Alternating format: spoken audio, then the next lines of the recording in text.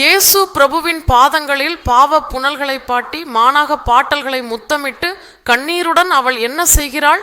அவள் ஆராதனை செய்கிறாள் என்பதுதான். அது ஒரு ஆராதனை. முத்தமிடுவது ஆராதனையின் ஒரு குறியீடு. பிரபுவை எவ்வளவு மிகுந்து நேசிக்கிறாளோ அவள் பாதங்களை முத்தமிட்டாள், கண்ணீரால் துடைத்தாள், தலையின் முடிகளை வைத்து பாதங்களை துடைத்தாள். இதுவே ஆராதனை என்று சொல்கிறோம். அவள் ஆராதனை செய்கிறாள். அவள் பாவ ஆத்துமா. ஆனால் அவர் இயேசுவை ஆராதித்ததால் அவளது பாவம் நீக்கப்பட்டது, மன்னிக்கப்பட்டது. தேவனி ஸ்தோத்திரம். ஆராதனையில் உன் பாவம் மன்னிக்கப்படுகிறது.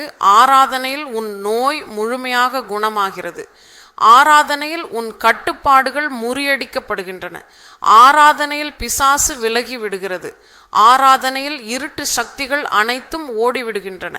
அதனால் ஆராதனை செய்யும் போது நீ உன் வாயிலாக பலத்தையும் சக்தியையும் அபிஷேகத்தையும் பெறுகிறாய். அதற்காக தூய்மையான ஆராதனை வேண்டும். நீ ஏன் ஆராதனை செய்கிறாய்? தேவன் யார் என்று உன் வாழ்க்கையில் அவரை அனுபவித்து அவருடைய மகிமையை அறிந்து அவர் சிறந்தவர் என்பதை உணர்ந்து அந்த ஆராதனை உணர்வுடன் அவரிடம் வந்திருக்கிறாய். தேவனை புகழுங்கள்.